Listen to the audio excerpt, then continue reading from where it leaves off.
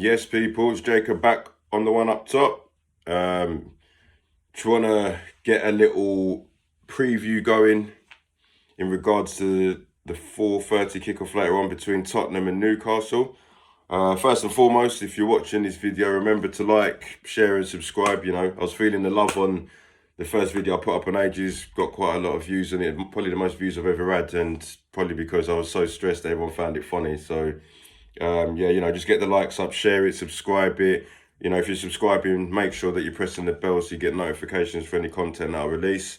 It'll always be funny, it'll always be real as well. So I want to go to this game, which is us entertaining Newcastle. Now, I always start off with the opposition out of respect. So if we look at Newcastle, everybody looked at them as a front runner for challenging, let's say, the top six, and as we speak they're currently doing a good job of that. They made some good signings over the last couple of windows. Eddie Howe, from the time he took over, I think he's showing sort of Champions League, Europa League form. They've got some really good players that for me would get into our team, so there's no reason why they can't push for the top six positions. They got a player that I'm going to speak about first and foremost, Bruno Guimaraes. That's a player that I think Tottenham are missing. We've got a load of number sixes. We haven't really got a number eight. A number eight is somebody that's all action, box to box, scores goals as well as can sit in. We just got a load of guys that want to sit in, and Conte's happy with that.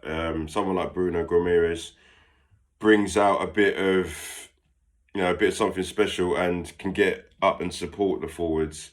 So he's a key member of why Newcastle are doing so well. But they've got a lot of players. They've got Dan Burn at the back, who for me doesn't get spoke about enough. He's 6'7", massive. You'd think that he'd get exposed by pace, but he's generally not that slow.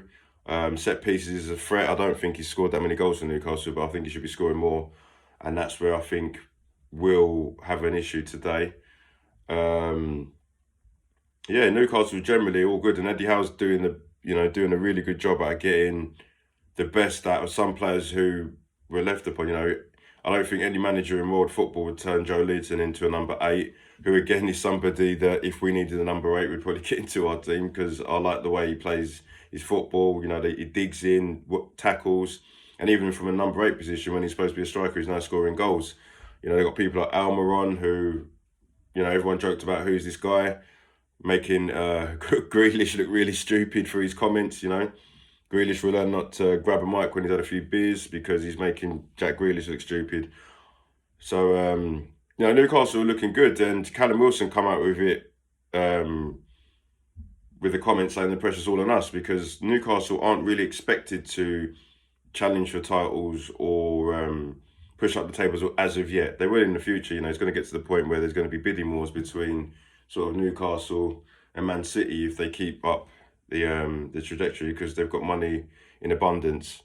But the pressure is on us.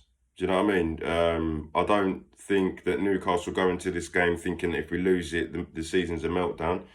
Newcastle's target would be just keep progressing until it gets to the point where we are talking about European football, because Newcastle are a team, when I was growing up, were always in Europe. They're always in the Champions League, always in the UEFA Cup, always. And they were, sometimes they were getting quite far. So, as a Newcastle fan, I'm quite confident that they'd be happy with Europa League, and as long as they keep progressing, at some point get into these Champions League spots. So that's enough on Newcastle. I think they're a really good outfit. Don't think they're going to be easy to beat from any side. They proved it against Man City. They proved it against United.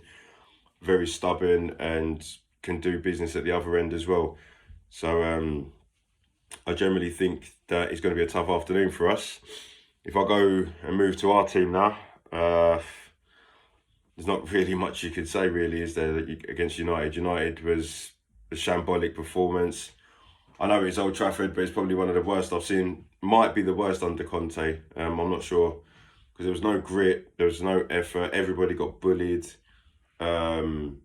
And this is a team, like I say, we all got confident that we was going to beat, based off the fact that Newcastle got a good result against them. Newcastle did what we tried to do, and Newcastle perfected it a lot better than us. So if Newcastle do the same to us, I don't think we're that great attacking, unless Harry Kane's got all the ball in the world and Son's getting on the end of it. That's pretty much our plan. And if that don't work, you saw against United, people might as well have not turned up.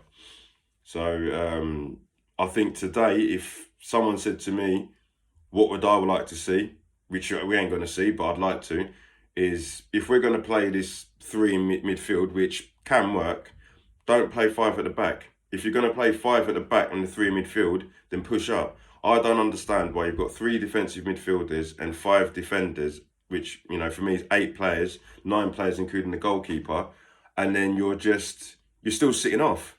You should give, you know, everybody should be pushing up, because then you've got bodies in position. So if you've got 8 players pushing up, but they've all got a defensive mindset, and the only 2 people that are attacking are Kane and Son, why are we sitting off? And you can't really counter-attack when you haven't got any width, because you saw against United again, when we were getting the ball, it was like, get it into Kane, and if Kane was being marshalled, there's no counter happening. You know, whereas if you've got a 3 up front, you know, we miss Kulusevski, but even if you've got a Lucas Moura, even Brian Gill, at least you can counter because you're pushing the ball out wide and then come central when need to. So for me, I'd like to see a back 4, if I'm honest. Eric Dyer's been off form. I think he needs dropping just to have a little wake-up call, because I think everything was going so great for him. He got the England call, and I think he's just gone lapse. It's never going to be a back 4, but if it was up to me, I'd have a back 4 of Longley, Romero, Jed Spence, because the other 2 right backs haven't done anything. Again, left backs, take your pick, because I'm not really convinced by either of them. You know, Perisic for me spent most of his career being a left winger scoring goals. I remember for Croatia getting into World Cup semi-finals and quarter-finals, and this guy was scoring goals. But now all of a sudden, we're playing him at left wing back. We've got Ryan Sessegnon, who for Fulham was scoring 25 goals a season. What do? We got him as a left back. So for me, we haven't really got left backs. Do you know what I mean? For me, we haven't. You know, they're good going forward, but they haven't got that sense of security going backwards. So for me, take your pick at left back, but they both get exposed by a good winger. We saw it with Anthony. We saw it with Saka in the North London derbies. Just need to get that addressed. 3 in midfield. If you want to keep it that way, that's fine. For me personally, I'd rather have a 2 in midfield and just chuck on as many attackers as you want. We're at home. I don't understand why we're soaking up pressure. And as a stat that I alluded to on my previous video, Nottingham Forest are the only team to concede more shots than Tottenham. But apparently we're on our way to the top. You don't concede shots the same as someone that's, you know, fighting to stay in the league if you're going to go and win the actual league. That don't make sense to me. So as far as I'm concerned, if you want to stop shots coming in, push up 10 yards, push up 20 yards. It's, you know, quite like I always say, Conte and all these Premier League managers, of course, they're 10 times better managers than me, but some things in football are just simple. If you don't want shots coming up against you, push up. If you want them, drop deep. That's why, you know, teams like Burnley, they're relegated now, but they were conceding loads of shots, but they were happy to do it. So we're effectively playing like Burnley, just with better players. You know, if you look at Arsenal, you look at Man City, you know, even Liverpool, they're in bad turmoil at the moment, but they stick to their principles. They try to push out and try to concede less shots. And, you know, over the last 5 years for Liverpool, it's worked. All the top teams do it, but for some reason we're dropping off like Burnley, but want to get results like Man City. Doesn't make sense to me. So I know what I want to see. I'd like to see a 4-3-3 or 4-2-3-1, Harry Kane in the hole really, and Richarlison up front, and then just go gung-ho with it. And then if it's not working, you've got Lucas Moura to bring on and all that stuff. But we all know what's going to happen. If Kulusevski's fit, we go back to a 3-4-3. Probably drop Bissouma. You know, everyone's been getting on his back, but Bissouma had a game against Old Trafford that Højbjerg's had quite a lot. But then because Højbjerg scores a goal every now and again and shouts at a few people and does a few signs to look like he's a leader, everybody gives him leeway. Whereas for me, I think Bissouma is a better player than him. I think give Bissouma and Bentancur a chance and see how it goes. And you've got Højbjerg off the bench. Bentancur or Højbjerg, one of them needs a wake-up call because they've both had some poor performances recently. Take one of them out. And then, you know, some of these players just need a wake-up call. You know, the fullbacks are getting rotated. Kane and Son, you know, Son's been dropped, once the blue moon. Woke him up when he scored a hat-trick against Leicester. And you've got people like Davinson Sanchez who've come in for Romero when Romero's not on good form. And that's give Romero a wake-up call. Some of these players need a wake-up call. You know, Eric Dyer needs to wake up. Emerson Royal needs to just stay out of the way, but I wouldn't be surprised if he comes in. So, if you're a seasoned Tottenham fan, especially when you're watching it this season, you already know what's going to happen. It's going to be a back three of probably Longley, Dyer, Romero, Chicken Royal right back, probably Ryan Sessegnon on left back, Bentancur, Højbjerg, Kane, Son, and Kulusevski if he's fit. If Kulusevski's not fit, it'll either be Lucas Moura coming in or we bring Basuma in and go 2-2. But either way, I'm not convinced by this football. I've said it a long time.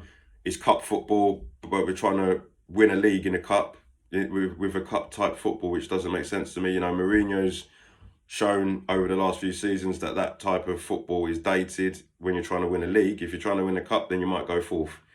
So for me, if you're going to win leagues, if you're going to push up the top table, so to speak, you need to be going into every game saying you're going to win it. And it's proven with the positions of the leagues right now.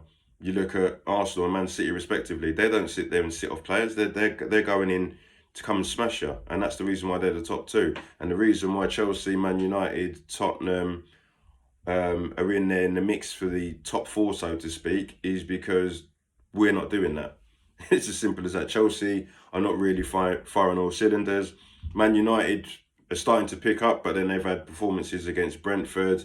And then from the off, we haven't played well. And, I keep saying to Tottenham fans that think we had a chance of winning the league, name a team that's won the league and played poor the whole time. It doesn't work. So for me, if we played the first 10 games poorly, but then I saw a bit more attacking now, so a bit more of creativity, a bit more gung-ho style in some of the games, then cool. But then most of the time I've seen us play really badly, and if we're losing 2-0 like we did at Old Trafford, I've seen Conte froze, just like most of the players. So, I'm going to go to a prediction now.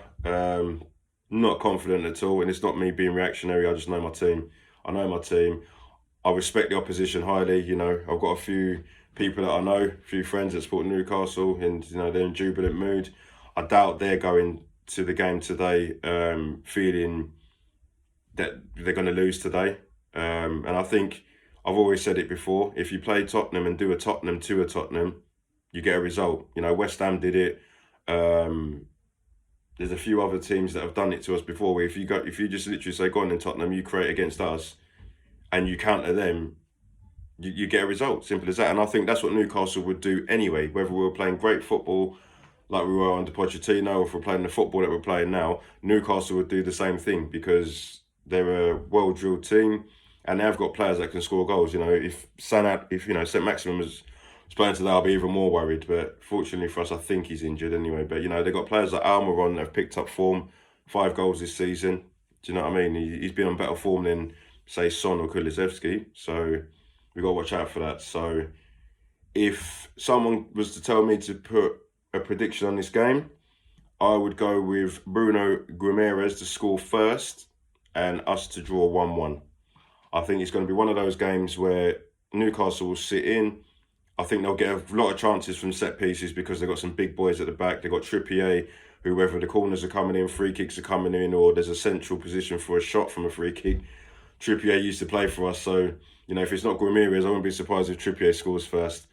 But I think the only way we beat Newcastle is by scoring early. It doesn't matter who you play. If you score early, you force the opposition to change their plan. So I think if we get the ball rolling, the fans are up, and we score first, maybe so. But I just don't see it happening. I see us getting a draw. And if I'm honest, if there's a team that's going to win, I just fear it'll be Newcastle, just because they are a bogey side of ours. They have come to White Hart Lane and beat us respectively. And when we go there, we've beaten them a couple of times, but it's always been an edgy game. So, if you're Newcastle, you're looking at this thinking, if we beat them, we get closer to Tottenham. And if you're Tottenham, I think the pressure's on. I think we put massive pressure on ourselves by losing, not just by losing to United, but the manner of the defeat. So I'm going to go for 1-1, but I want Tottenham and Conte to prove me wrong. That's all I want. I might be, if we win 4-0, of course I'll be jumping around my top off, but I just don't see it. So that's me for today. Catch up with me later on with my match reaction. And as I said, if you're watching it now, share the love, like, share, subscribe, all of that, notifications. Especially get notifications because I'll be doing this a lot more regularly. So peace out. Have a blessed Sunday, all of you. And yeah, come on, you Spurs.